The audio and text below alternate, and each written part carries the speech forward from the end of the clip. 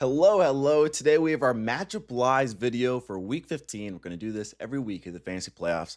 What does that mean?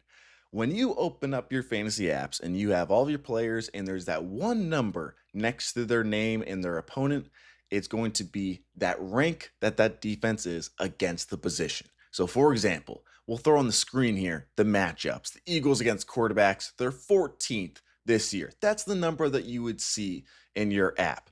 But there is a lot of context that is missing. You have one number, and there's a billion things that go into it.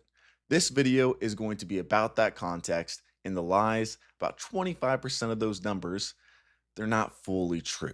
So we're going to go over that, the important data to know so you don't make the wrong start and sit decisions.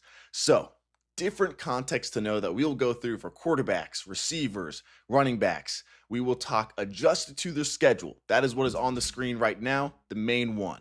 Number two is second half of the year.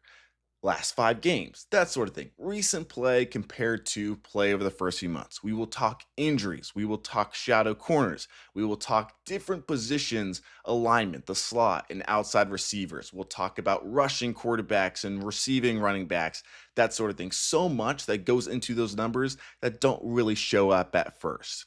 So starting off with quarterbacks on the screen here, there isn't as much relevant ones this week for the adjusted schedule, but for example, like the Eagles, they put a lot of really good quarterbacks this year. So they're 14th against quarterbacks, but really they're 5th. If we adjusted to that schedule, the biggest difference in the NFL, they get Joel Smyth. If you're planning on playing Geno Smith, you probably weren't in the playoffs to begin with.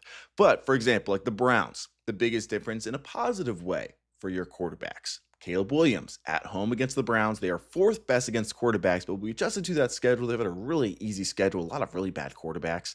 They're actually 11th. More so middle of the road matchup. If you're playing them in super flex, I don't mind it as much because of that.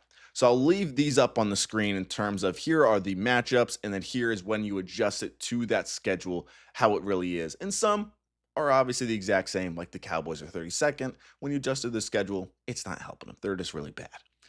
Next one that we'll go to is the last 5 games and the second half passing fantasy points per game allowed, those sort of things. So these are also adjusted to the schedule as well. But for example, the Falcons defense, they were really good as a passing secondary to start the year. They've been dealing with injuries, different stuff like that, decreasing play. That whole team is just a disaster right now. Last 5 games, they've been 31st against quarterbacks. So Baker Mayfield gets them on Thursday night. Another one that I don't mind in super flex leagues. I have him in a league where he's in a super flex spot. I'll be starting him and hoping for the best. 31st against quarterbacks these last 5 games. Another one. Both sides of this Rams and Detroit matchup, revenge game in a dome, those are both positives. But the Rams have been 22nd against quarterbacks these last 5 games. They've been down from more so a little bit better than average to below average for sure.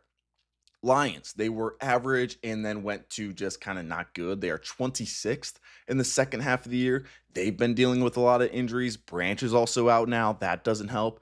And the Chiefs, another one. Justin Herbert, not the greatest recently, especially with his offensive line problems, but the Chiefs, they were 3rd to start the year, counting the game when Justin Herbert played amazing against them. So they would have been like probably 1st if you take out that Justin Herbert game.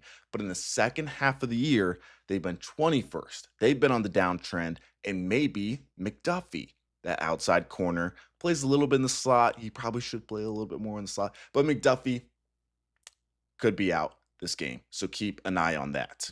Receivers, it's very similar. So this is the same thing, the receiver matchups adjusted to the schedule. A couple quick points. We look at Miami and Cleveland down there, 7th and 8th in terms of that raw matchup. But when we actually adjust it, they are more middle of the road, 14th and 16th.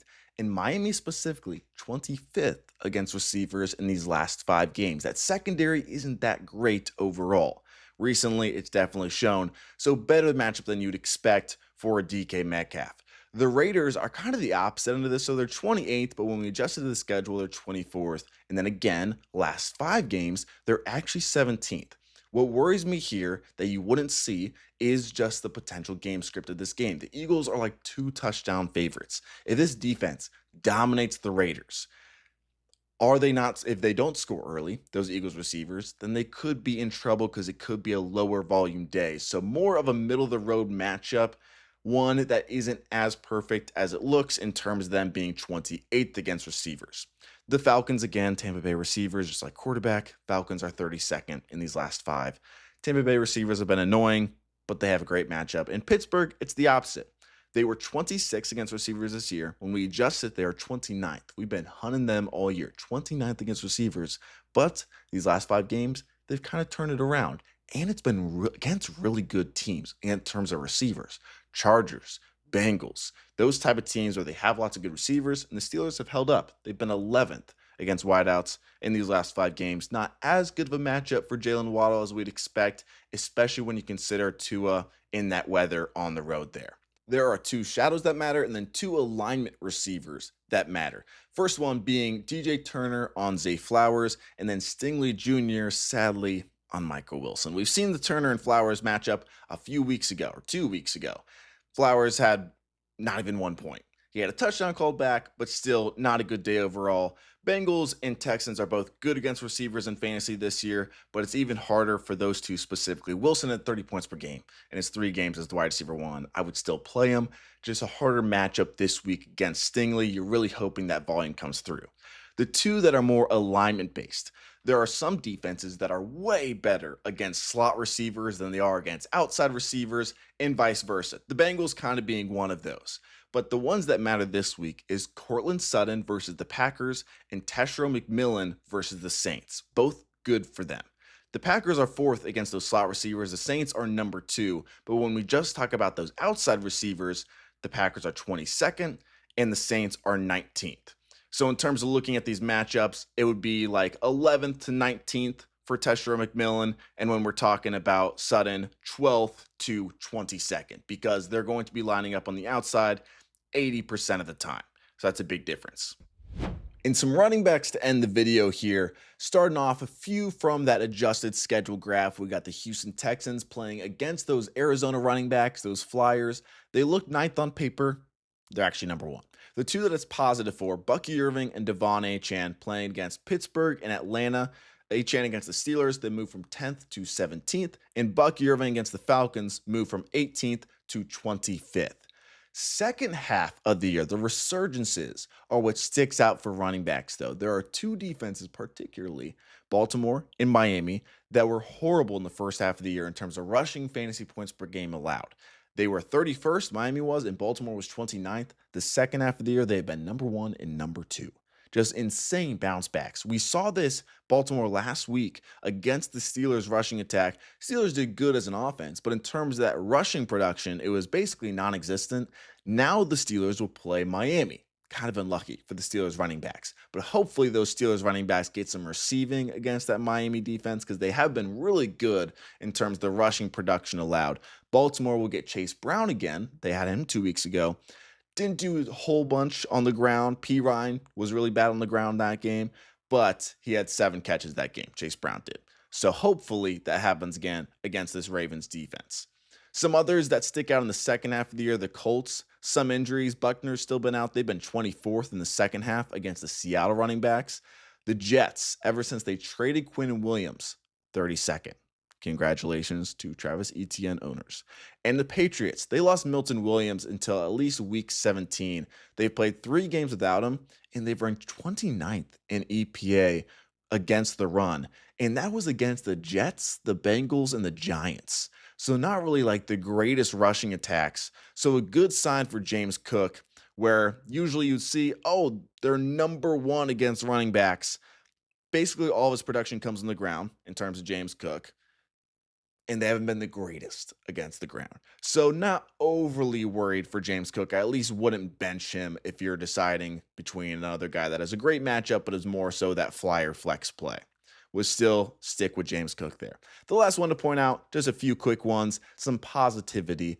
Some matchups are a little bit skewed because of the receiving running backs compared to rushing running backs. So, for example, Minnesota, you see they're 4th in that adjusted schedule. They're 11th overall. They're 18th on the ground this year. They're just number 1 through the air, which is a little more volatile, so it's not good for Javonte Williams receiving. But in terms of the ground matchup, more so even. Buffalo up top there. The adjusted, I would actually say, is kind of the lie here because Buffalo is third best against receiving running backs. Tiny downgrade there for Henderson. But in terms of the rushing production, they are 30th. So I think Henderson is set up really well on the ground there, like Buffalo has been consistently bad against the ground the entire season. And then the last one, the Saints, they're second against receiving running backs, but that doesn't matter too much for Dowdle. They are 23rd against running backs on the ground. So that's what matters more there. But yeah, hope you guys enjoyed this. I'll have this next week. There's a couple other ones like passing quarterbacks versus rushing quarterbacks and some things like that that didn't really apply this week. So there'll be a lot of different ones next week in terms of looking at it by week basis. So I hope you guys enjoyed, and I'll talk to you soon.